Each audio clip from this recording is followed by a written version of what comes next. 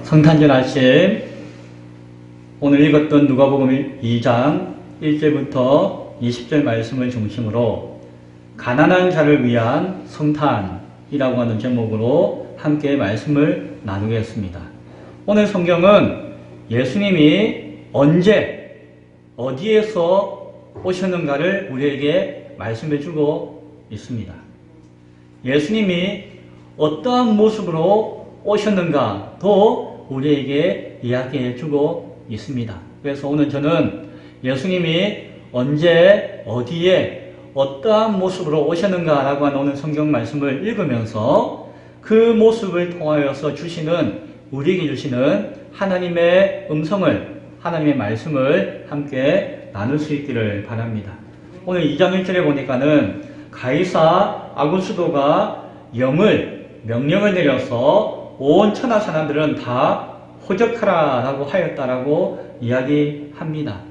그래서 예수님의 아버지인 요셉과 어머니 마리아가 뱃속에 있는 예수님을 함께 데리고 그 호적하러 고향으로 가는 장면이 오늘 성경 가운데 나와 있습니다. 가이사 아구스도라고 하는 사람은 로마의 황제였습니다. 황제. 사실은 로마는 그 전까지만 해도 공화국이라고 하였습니다. 그래서 여러 사람들이 서로 의견을 모아가지고 함께 나라를 이렇게 다스려가는 공화제 정치제도를 가지고 있는 나라였어요. 하나의 민주적인 어떤 나라였죠. 그런데 이 가이사 아구스도라는 사람부터 내가 황제다라고 이야기하면서 로마는 제국이 되어버렸습니다. 즉 1인이 한 사람이 왕이 되어서 황제가 되어서 독재하는 나라가 되어버린 것이에요. 그래서 로마의 식민지라고 하는 것은 이스라엘의 어떤 역사적인 상황인데 거기에다가 이제 황제가 자신의 황제권을 드러내서 주장하는 그런 상황 가운데 있었습니다. 독재 국가의 식민지로 있는 것이 오늘 이스라엘의 모습이었다라고 하는 것을 우리는 바라보게 되어집니다. 왜냐하면은 황제는 나중에 내가 신이다 라고까지 이야기합니다. 권력이 집중되어지고 힘이 넘치다 보니까는 이제 내가 신보다도 더 위대한 사람이다 라고까지 주장하고 가르치고 따르게끔 하는, 마치 저 북한에 있는 예전에 김일성과 같은 그런 모습과 같은 모습이 이 가이사 아구스도에게 있었던 것을 우리는 보게 되었습니다. 자, 그래서 그 식민지에게 필요한 것이 뭘까요?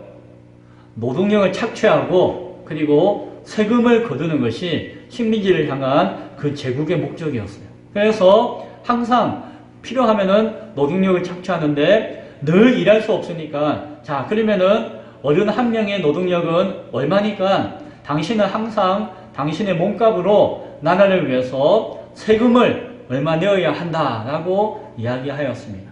그래서 항상 세금을 거두었는데, 세금을 거두려고 하니까 이 동네는 세금이 얼만데 몇 명인지 알아야 되죠. 그래서 1인당 10만 원이 세금이다 라고 하면은, 그러면 이 동네는 몇 명이 살까? 자, 하나, 둘, 셋, 넷, 10명이 사네. 그러면 1인당 10만 원이면은 100만 원. 이 동네는 100만 원 세금 내. 이렇게 이야기하는 것이었어요. 그래서 그 당시에 식민지를 다스리기 위해서 제일 중요한 하나의 정책이 무엇인고 하니, 인구조사.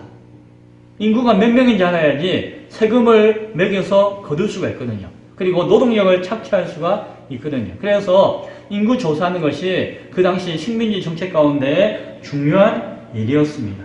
그래서 그날도 예수님이 태어날 그때도 나라에서 자, 이제 인구조사합니다. 왜요? 세금 거두려고, 노동력 착취하려고. 자, 그 황제가 인구조사를 명령합니다. 그것이 영을 내려 천하로 다 호적하라라고 하신 그 명령의 의미인 것입니다. 사실은 그 마리아가 요셉과 그 신혼집을 차리고 사는 동네는 어디였던 거 아니? 나사렛이라고 하는 동네였어요. 나사렛. 거기에서 예수님이 또 자라나기도 하셨어요. 그런데 오늘 성경을 보니까 베들레헴이라고 하는 곳으로 호적하러 가는 것을 보게 되어져요. 사실은 로마의 정책에 따르면은 자기가 살고 있는 동네에 그 출생 신고하고 호적 신고하면은 괜찮아요. 그러면은 당신은 여기서 세금 내면 돼 라고 하기 때문에 괜찮은데, 유대의 법, 이스라엘의 전통과 관습에 의하면은 그 호적은 항상 자기의 고향에 가서 해야 된다라고 하는 관습이 있었어요. 왜냐하면은 자기 혈통과 자기 어떤 민족성을 중요하게 여겼기 때문에, 너는 족보가 무엇이다라고 하면은 네 족보가 있는 곳에 가가지고 호적해야 된다라고 하는 전통이 있었던 것이. 그래서 사실은 예수님과 요셉과 마리아는 그 나사렛에서 그냥 신고하면 되는데, 유대 전통에 따라서 그 아버지인 요셉의 고향인 이 베들레헴까지 와야 되는 것이었어요. 나사렛은 진부라고 한다면은, 여기 베들레헴은 남쪽인데 거리가 한 120km 정도 돼요. 그러니까 직선 거리로 120km니까는 길을 따라서 가다 보면은 한 150km, 뭐 160km 훨씬 넘겠죠. 그러니까 어마어마하게 먼 거리였어요. 여기서 출발하면은 저 서울까지가 아마 한 170km 정도 될 거예요. 서울 안에까지가. 그러면은 아마 여기 진부에서 서울까지 가는 거리만큼 호적하러 가는 거예요. 참 이거 그 당시에 가마가 있었겠습니까? 있죠. 가마도 있었겠지만 예수님이 그 요셉과 마리아가 가마 타고 갔을까요? 아니죠. 왜? 가난했으니까. 그 당시에 대부분 사람들이 다 가난했고 몇몇 사람들만 부자였지, 대부분 사람들은 어디 간다 하면은 보찜지고 그냥 털레털레 걸어가는 것밖에 없었겠죠.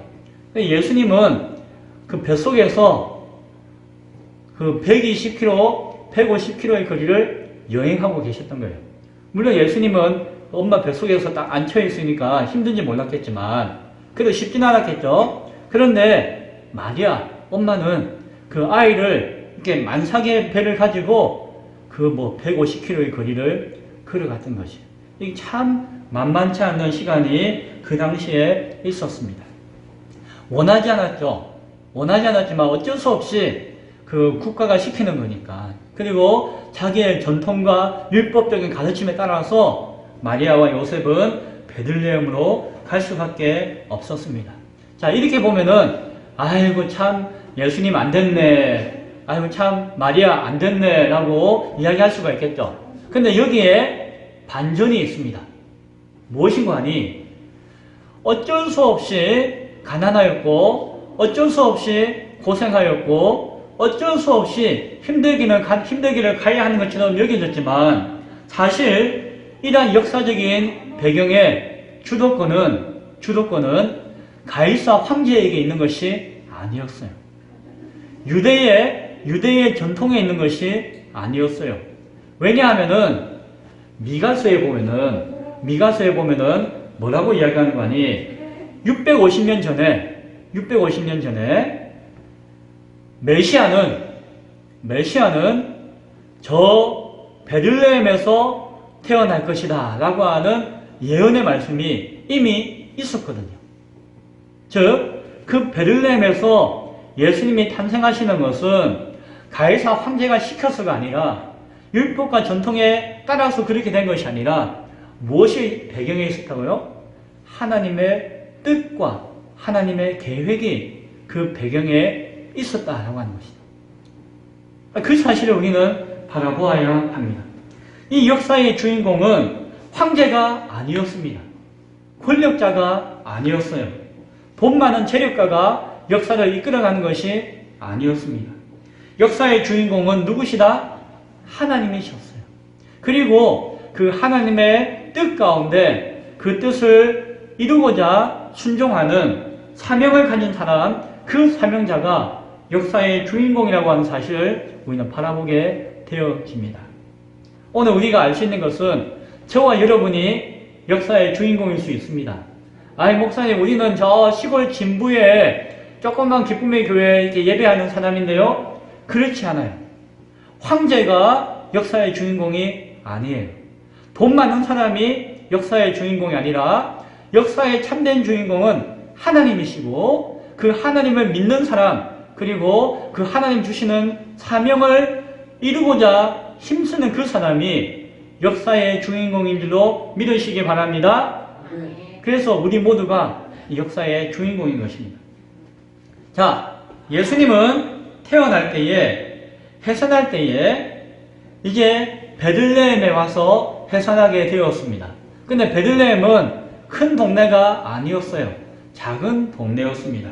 거기에는 뭐 여관, 모텔, 호텔과 같은 숙박시설이 많지가 않았겠죠. 그런데 그 당시에 그 호적하는 기간이다 보니까는 평소에는 집에 있던 사람들이 그때에는 자기 고향으로 막 이동하는 거예요. 마치 우리가 명절이 되어지면은 고향 가듯이 뭐 호적하기 위해서 고향 가야 되니까 저기 뭐 서울 사는 사람, 원주 사는 사람, 저 부산 사는 사람들이 진부가 고향인 사람은 다 진부에 왔다 가야 되는 거예요. 그러니까 진부에 호텔이 몇 개 있나요? 저 캥싱턴하고 몇 개 안 되잖아요. 그러면은 그게 꽉 차버리는 거예요. 그런데 예수님의 어머니였던 아버지였던 요셉과 마리아는 돈이 없었죠. 가난하였죠. 그러다 보니까는 물론 호텔도 없었지만 호텔이 있다 하더라도 거기에 들어갈 수가 없었습니다. 가난한 형편에 들어갈 수 있는 것은 작은 숙박시설이었는데 그런데 사람들이 많이 모이다 보니까 잠자리가 있었다 없었다? 없었어요. 아마 밤에 그 지역에 도착한 것 같은데 뭐 적당한 뭐 모텔이나 여관이나 숙박할 수 있는 방을 구하지 못했습니다. 지금 뱃속에는 예수님이 막 나오려고 하고 있고 막달 해산할 날이 다와 그날 막 태어나야 하는 시간이었어요. 출산을 앞둔 임산부에게는 가장 편안하고 가장 안전하고 가장 위생적인 공간이 필요하죠. 그런데 그 당시에 예수님이 태어날 때에는 그러한 것이 전혀 준비되지 못했습니다. 길거리에서 아이를 낳을 수가 없잖아요. 그래서 막 급하니까 허겁지겁 찾은 것이 저 여관 밖에 그냥 울타리를 삥 들여놓고 그냥 거기에는 가축들이나 쉬게 하거나 밥 먹이는 그런 어떤 울타리 같은 곳에 헛간 같은 곳이 있어가지고 거기에 들어갔어요. 그나마 바람이라도 맞고 뭔가 안정되어야 되니까. 그리고 거기 들어가서 얼마 안 있다가 예수님이 웅에 하고 태어나신 것이죠. 예수님이 태어나시니까 이제 강보에 헝겊에 막 이렇게 예수님을 둘둘 말아가지고 꼭 안고 있을 수가 없으니까 뉘어야 되는데 어디에 뉘는 거 아니? 주변에 침대가 있나요? 방이 있나요? 아무것도 없잖아요. 그러니까 그게 구유가 있었습니다. 구유가 어떻게 생겼는지는 몰라요. 아마 이렇게 우리가 이야기하는 말구유 같이 생겼는지 아니면은 그 이스라엘 전통에 보면은 그 가죽 푸대 같이 생긴 것도 있나요? 가죽 푸대. 어떤 건지는 정확하게 몰라도 그 구유에 그 아기 예수님을 뉘었다라고 오늘 성경이 이야기해 주고 있는 것을 보게 되었습니다. 예수님이 하나님의 아들이셨는데 사실은 하나님이신데 이 땅에 오신 것만 해도 정말 낮고 낮은 자리 가운데 오신 것인데 이 땅에 인간 가운데 오신 것 가운데서도 인간 중에서도 가장 낮고 가난하고 연약한 자의 모습으로 이 땅에 오신 것을 우리가 바라볼 수 있어야 할 것입니다. 참 상황이 어쩔 수 없이 그렇게 되었네라고 하지만 그런 상황 가운데서 보여주시고자 하는 하나님의 뜻이 분명히 있을 것이에요. 하나님 앞에서는 우연이 없잖아요.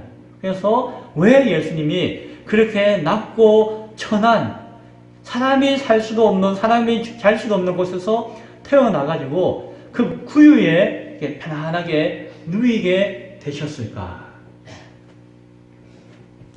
그때 그 순간 저기 동네 밖에 있는 그 벌판에는 그 양을 치는 목자들이 있었습니다. 밤이었어요. 밤인데 그 사람들은 양을 치면서 일을 하고 있었어요. 물론 잠깐 모닥불을 피워놓고 쉬고 있었는지 몰라도 편안하게 발 뻗고 누워서 자지 못하고 그 밤에도 그들은 양을 벌보고 있는 가난한 목자들이었습니다. 그런데 그때에 아기 예수님이 하나님의 아들이신 그 성자 하나님이 이 땅에 성육신하시는 그 사건을 천사들이 세상에 있는 사람들에게 알려주었는데 누구에게 알려주었는가 하니 가이사 왕에게 알려준 것이 아니었어요. 저 돈 있고 힘 있는 권력자들에게, 종교 지도자들에게 알려준 것이 아니었어요. 돈 많은 부자에게 알려준 것이 아니었어요. 누구에게 알려주는 거 아니? 제일 먼저 저 벌판에서 양을 치고 있던 목자들에게 그 사실을 알려주는 것을 오늘 성경은 이야기합니다. 천사가 나타날 때에 무슨 모습인지 정확하게 몰라도 그냥 뿅 하고 나타나진 않았을 것 같아요. 뭔가 막 빛이 나고 뭐 그런 것이 있었겠죠. 천사를 보니까 그 목자들이 뭐라고 이야기하는 거니? 아이고 무서워라. 아이고 무서워라.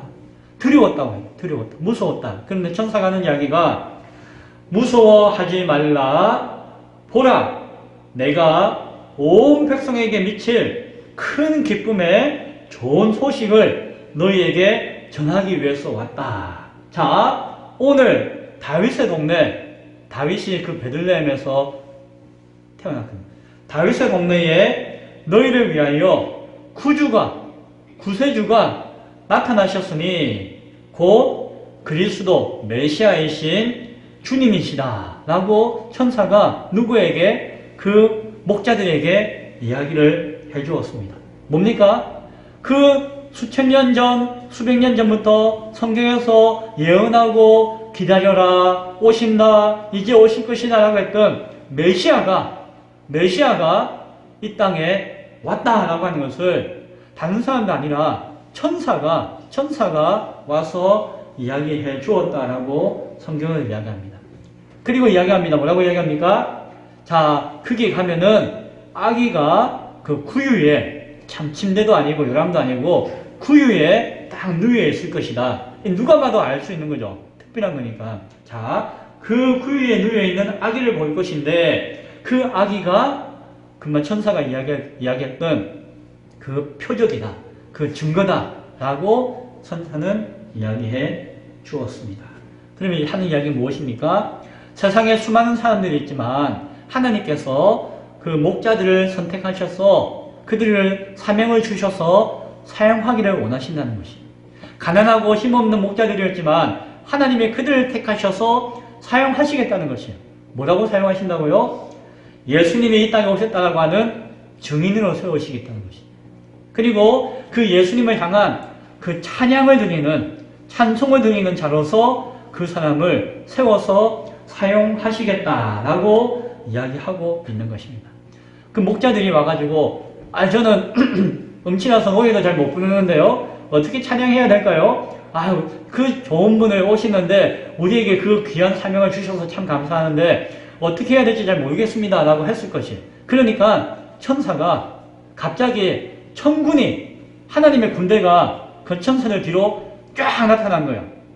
몇 명이 나타나는지 몰라도 군대니까 적지 않은 숫자가 수십 명, 수백 명이 뒤에 쫙 나타나가지고 천사들과 함께 이렇게 노래하는 거예요.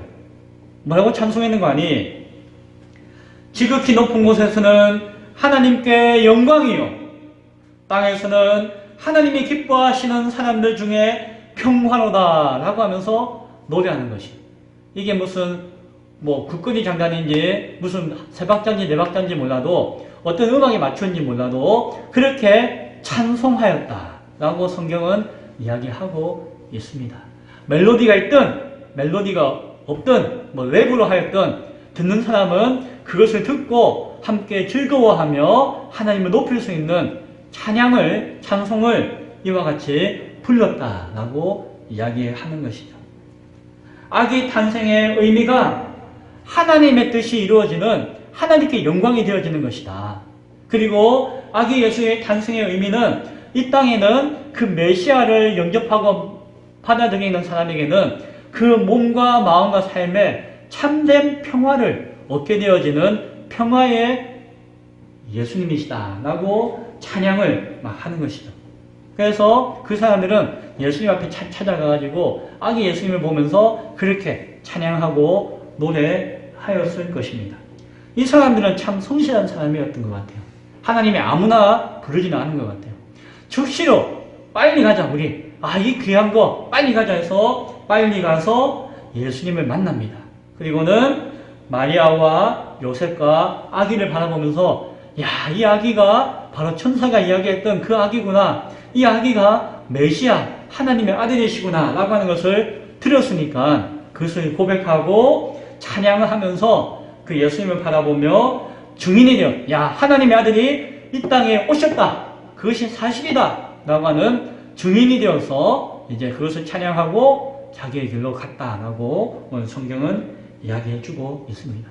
그 모든 상황들을 그 마리아는 엄마인 마리아는 정신이 없겠죠. 그러나 그것을 바라보면서 마음에 생각하였을 것이 기도하였을 것이요. 왜? 마리아는 알거든요.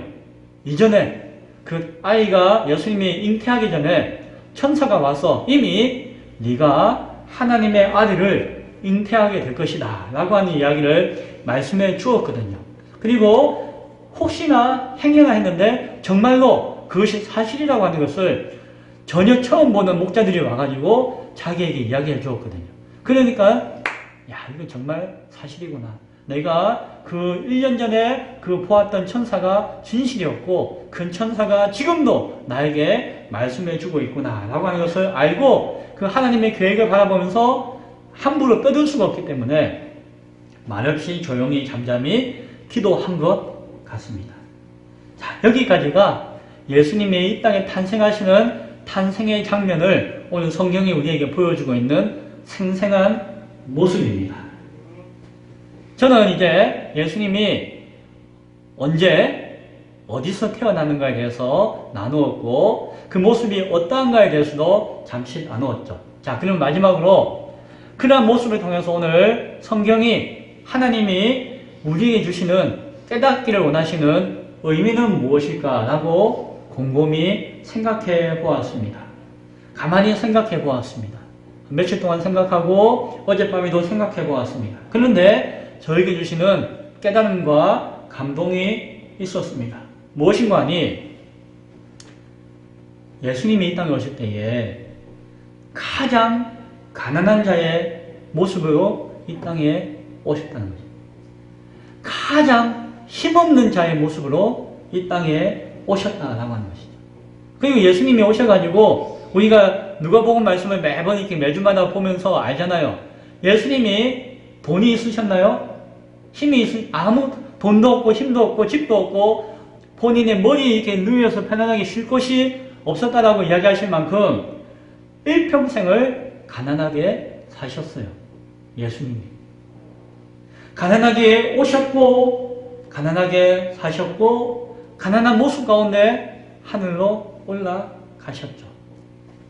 넉넉하지는 못하였지만 부족한 가운데서도 감사하며 만족하며 살아가는 삶을 살아가셨던 것을 보게 되어집니다. 예수님 인기가 참 많았습니다. 수많은 사람들이 예수님 와가지고 예수님 당신은 왕입니다. 당신은 선지자입니다. 당신은 위대한 사람입니다. 라고 막 이야기했지만 그 많은 사람들이 예수님한테 뭔가 큰 도움을 주었던 사람은 많지는 않았던 것이. 오히려 예수님이 나를 믿고자 하느냐, 나를 따르고자 하느냐, 그러면은 너희가 가진 것들 다 내어놓아라.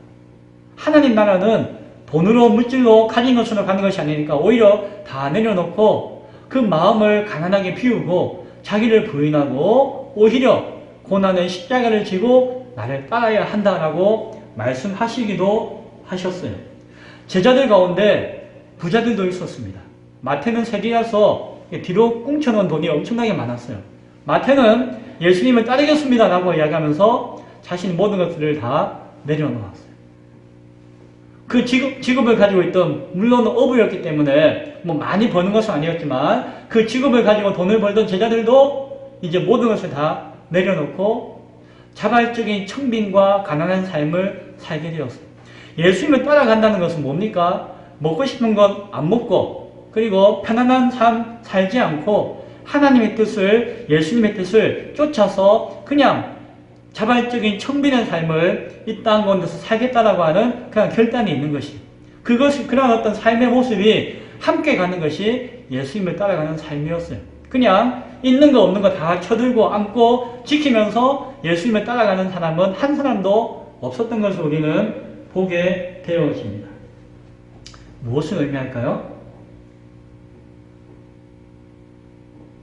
예수님은 이 땅에 가난한 자의 모습으로 오셨고 가난한 자의 모습으로 사셨고 가난한 자를 위해서 일하셨고 제자들에게 가난해지기를 요구하셨다는 것입니다.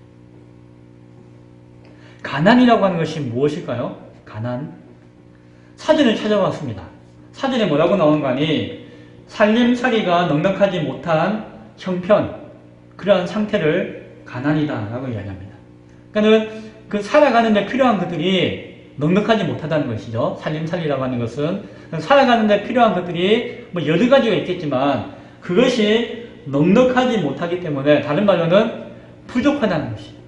그리고 부족한 것이 쉽게 채워지면은 뭐 이미 부족하지 않았겠죠. 그런데 그 부족한 것들이 쉽게 채워지지 못하는 연약함이 있다는 것이죠. 그래서 저는 성경을 읽으면서 새롭게 가난을 정의했습니다. 이것은 김성우 목사의 정의입니다. 뭐라고 정의하는 거 아니? 가난은 부족하고 연약한 상태다라고 이야기합니다. 부족하고 연약하다. 성경에서 가난을 뭐라고 이야기하는가에 대해서 찾아봤어요. 성경 안에 구약 창세기 1장부터 계시록 마지막 장까지 가난이라고 하는 단어를 다 찾아봤어요. 쭉 찾아보니까 성경이 이렇게 가난에 대해서 이야기하고 있구나라고 하는 것을 새삼스럽게 이렇게 알게 되었습니다. 성경 구절을 다 찾아서 읽어드리고 싶은데 시간상 그렇게 하지는 못할 것 같아요. 여기 적어놨는데 넘어가겠습니다. 그런데 이것을 간단하게 요약하면 무엇인 거 아니? 성경에서 가난을 이야기할 때에 그 가난은 하나님께서 가난한 자를 원하신다는 것을 이야기해요. 부자도 원하신다. 그래서 잠언서 22장 2절에 보면은 가난한 자와 부한 자가 함께 살거니와 그 모두를 지으신 분은 여호와이시다 라고 해요. 하나님이 가난한 자도 지으셨고 부한 자도 지으셨다. 그것을 통해서 하나님이 사용하시고자 하는, 이야기하시고자 하는 뜻이 그 안에 있다는 것이죠. 그러면서 성경을 쭉 살펴보는데 성경은 가난한 것을 부족함과 연약함에 대해서 물질적으로 부족하고 연약한 것만을 가난이라고 이야기하지 않고 하나님의 은혜와 하나님의 구원과 하나님의 사랑을 필요로 하는 그러한 것들이 부족하고 없고 결핍되어져 있고 그러한 사람의 상태에 대해서 가난하다라고 표현하고 있다는 것입니다. 성경은. 성경이 이야기하는 가난함은 부족함과 연약함이라고 하는 제가 내린 정의 가운데 다 의미가 통하는데 그 의미가 단순히 물질이 없어서 가난한 것이 아니라 하나님의 은혜와 사랑이 없기 때문에 그러한 사람의 상태를 가난하다라고 성경은 표현하고 있고 말씀하고 있다는 것입니다. 하나님은 가난한 자를 사랑하시고 가난한 자를 원하시고 가난한 자를 향한 뜻이 있다라고 이야기하고 계세요. 성경에는. 왜? 죄로 말미암아 타락하고 하나님이 없는 그 심령 가운데 그 심령을 가난하다라고 아셨기 때문에 하나님께서 그들 가운데 찾아오셔서 하나님의 생명과 하나님의 구원과 하늘의 부유함을 주시는 것이 하나님의 뜻이었기 때문에 그것이 인간에게 필요한 가장 중요한 기본적인 것이기 때문에 하나님 앞에 인간은 가난한 자의 모습 가운데 있어야 한다, 살아야 한다라고 하는 것을 성경은 이야기해주고 있습니다. 성경에서는 가난한 자 앞에 불의를 행하거나 가난한 자를 괴롭히거나 하는 사람에 대해서 하나님께서 그 불의한 자를 심판하시고 멸하시겠다라고 하는 표현과 말씀이 가득 차 있어요. 성경에는. 그래서 그 가난의 의미를 성경은 하나님은 그렇게 우리에게 말씀하고 계신 것입니다. 예수님은 나는 구원자이다 라고 이야기하셨지만 동시에 나는 섬기는 자다 라고 말씀하셨어요. 나는 디아코노스다 라고 이야기해요. 디아코노스. 디아코니아가 섬긴다, 봉사한다 라고 하는 뜻이라고 한다면은 나는 섬기는 사람, 봉사하는 사람이다 라고 하는 의미에서 나는 디아코노스다 라고 이야기해요. 스스로에 대해서 자기의 정체성을 그렇게 밝혀주셨어요. 섬기는 것은 무엇입니까? 부족하고 연약한 자를 부족한 것을 채워주고 연약한 것을 돌봐주는 사람이 섬기는 사람이에요. 예수님은 자신을 구원자이시며 그 구원자의 의미는 세상 가운데 섬기는 사람이다 라고 말씀해 주신 것을 우리는 바라볼 수 있어야 합니다. 이런 성경을 쭉 보면서 저는 이런 깨달음을 얻게 되었습니다. 그렇구나. 우리는 가난한 사람이 되어야 되는구나. 예수를 믿고 하나님을 믿는 사람은 가난할 수가 있어야 하는구나. 자발적으로 가난해질 수도 있고, 상황 가운데서 가난한 상황이 있다면은 그것도 하나님 뜻 가운데 귀한 것이구나 라고 하는 깨달음을 가지게 되었습니다. 그래서 가난을 경험하거나 최소한 가난을 이해할 수 있는 사람이 하나님 앞에 합당한 사람이다 라고 하는 결론을 가지게 되었습니다. 가난을 이해하고 가난을 경험해 본 사람이 다른 사람의 가난을 내가 함께 공감할 수가 있겠죠. 그러면은 그 사람을 도울 수가 있겠죠. 도와야 하니까 나는 돕고 싶은 마음이 없는데 억지로 쥐어짜서 돕는 것, 그것은 거짓말이에요. 가짜예요. 오는 것이 아니에요. 그러나 정말 그 도움이 필요한 사람에게 도와주고 싶은 마음이 그 마음 깊은 데서 그냥 우러나오고 저절로 이렇게 느껴지는 것은 내가 그 부족하고 연약함에 대한 가난함에 대한 경험과 이해가 있기 때문에 할 수 있는 것이죠. 따라서 예수를 믿는다, 하나님을 믿는다라고 하는 사람은 이 땅 가운데 가난을 경험하거나 이해하는 가난한 자의 모습 가운데 있어야 한다는 사실을 생각하게 되어집니다.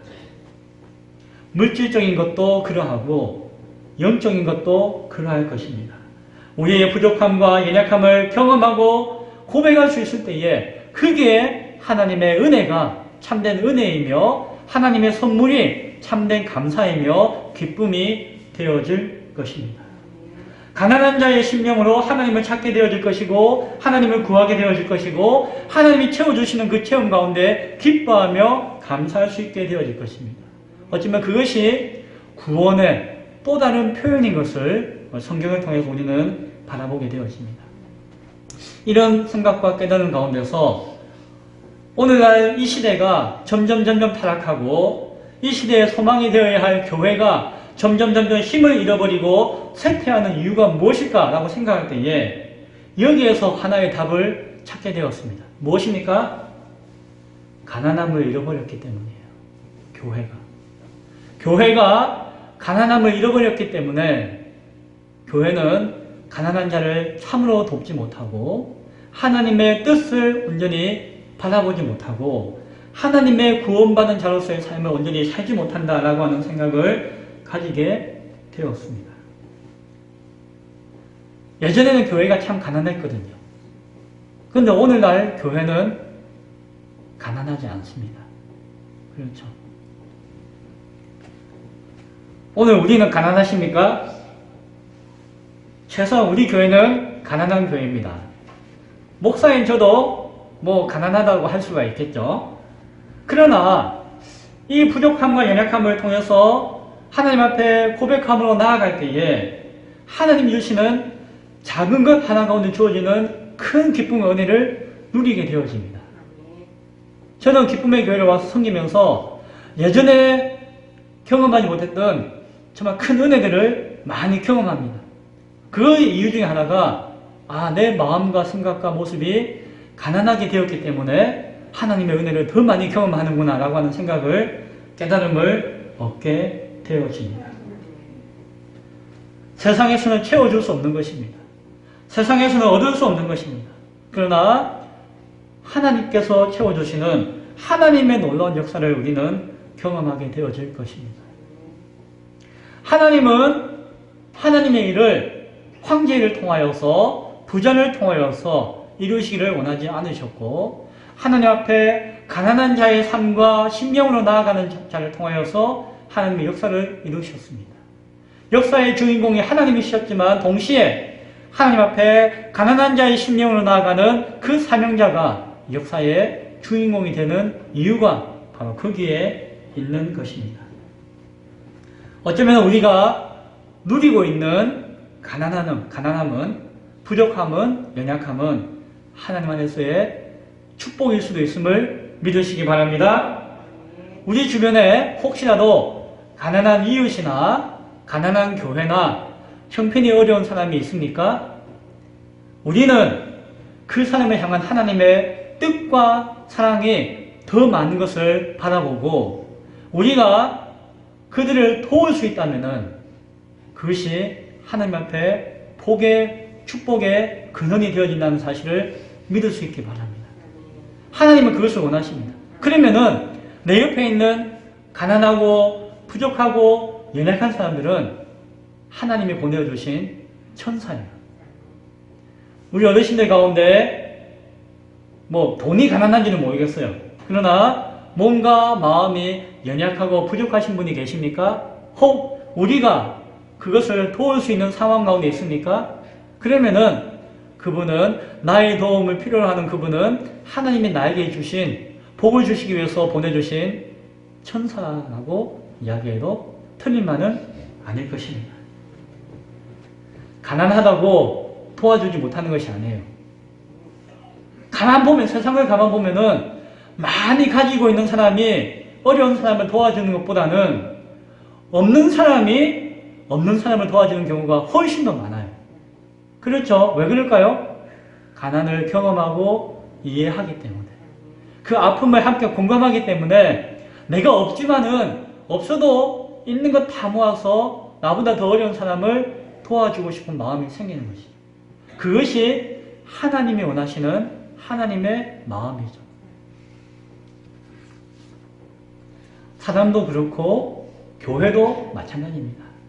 우리 기쁨의 교회 물론 도와주십시오라는 이야기를 하지 않은 것도 있겠지만 가만 보면 이렇게 돕는 것을 보면은 크고 힘 있는 교회가 돕는 것보다도 우리 교회나 그 교회나 이런데 거기에서 도와주는 경우가 있어요. 그럼 얼마나 귀하고 감사한지. 그러면서 생각하는 것은 우리도 얼른 빨리 우리보다 더 힘든 교회를 돕는 교회가 되어야겠다. 또 도울 수 있다. 오늘 성탄절이 이제 지나가는 시간 가운데 있지만은 앞으로 최소한 성탄절날 드려지는 헌금은 가난하고 어려운 사람을 위해서 100% 다 사용되어져야 된다고 생각합니다. 최소한. 왜? 성탄의 의미가 거기에 있기 때문에. 예수님이 이 땅에 그들을 위해 오셨기 때문에. 나는 구원받을 수 있습니다. 나는 열심히 해서 구원받겠습니다. 라고 하면서 영혼으로 교만하고 그가 스스로 부하다고 여기는 자, 그 사람에게는 예수님이 필요가 없죠. 예수님은 그런 자를 위해서 이 땅에 오신 것이 아니시죠. 자, 말씀을 정리하고자 합니다. 예수님은 이 땅에 가장 가난한 자의 모습으로 오셨습니다. 더 이상 연약한 자가 없을 정도로 가장 부족하고 연약한 자의 모습으로 오셨습니다. 그리고 이 땅에 사시면서 끝까지 그 모습 그대로 사셨고 우리들에게도 그렇게 살기를 원하셨습니다. 세상에 혹시라도 가난함을 이것은 무슨 죄다, 잘못이다 라고 생각하는 사람이 있다면 그것은 잘못된 생각입니다. 가난은 결코 죄가 아니고 잘못된 것이 아닙니다. 그것은 물론 게을러서 나약함으로 말미암아 얻은 것도 있겠지만 그런 것을 제외한, 그럼에도 불구하고 아무리 노력해도 그 가운데 머무는 사람이 있을 수가 있습니다. 부유한 것이 축복이라고 생각하는 것도 착각입니다. 교회가 부유한 자가 많고 교회가 돈이 많고 교회가 힘이 많으면은 그 교회가 복받는 교회다라고 생각하고 주장하는 것, 그 부유함을 막 교회가 누리는 것, 그거는 옳은 것이 아닙니다. 그것은 잘못된 것이며 거짓일 수가 있습니다. 우리에게 혹 부유한 것이 있다면 그것은 가난한 마음을 가지고 더 가난한 지체를 섬기고 도우라고 하는 기회를 주신 것이에요. 내 것이 아니라 하나님 주신 기회라고 하는 사실을 바라보아야 합니다. 코로나 사태를 맞이하였습니다. 교회가 이 상황 가운데서 하나님 앞에 다시금 그 가난한 마음을 가질 수가 있다면, 그것은 하나님의 축복이 되어질 수도 있을 것입니다. 가난하게 하나님의 소명 안에서 우리는 역사의 주인공으로 수임받을 수도 있다는 사실을 기억할 수 있기를 바랍니다. 성탄절을 맞이하였습니다. 오늘 말씀을 바라보면서 예수님을 바라보면서 이 세상을 사는 모습과 방법을 새롭게 우리가 이해할 수 있기를 바랍니다. 우리의 부족함과 연약함을 있는 그대로 고백하면서 채워주시는 하나님의 작지만 소중한 은혜 가운데 기뻐하며 감사하며 즐거워하며 하나님을 찬양할 수 있는 우리 모두가 될 수 있기를 간절히 축원드립니다. 기도하겠습니다.